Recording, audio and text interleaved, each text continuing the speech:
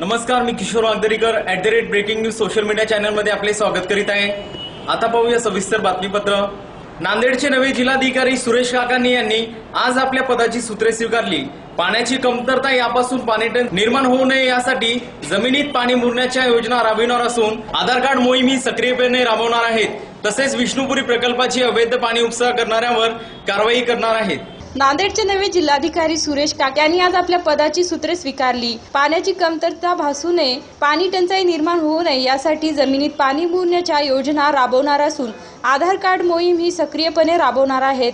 तसेच विष्णुपुरी प्रकल्पातील अवैध पाणी उपसा करणाऱ्यांवर कार्यवाही करणार आहेत। सुरेश काकांनी हे सोलापूर जिल्हा परिषदेत मुख्य कार्यकारी अधिकारी या पदावर गेल्या वर्षभरांपासून कार्यरत होते। तत्पूर्वी त्यांनी नगर विकास विभाग तसेच मीरा भाईदर महानगरपालिकेच्या आयुक्त पदाची जबाबदारीही यांनी यशस्वीरित्या सांभाळली आहे।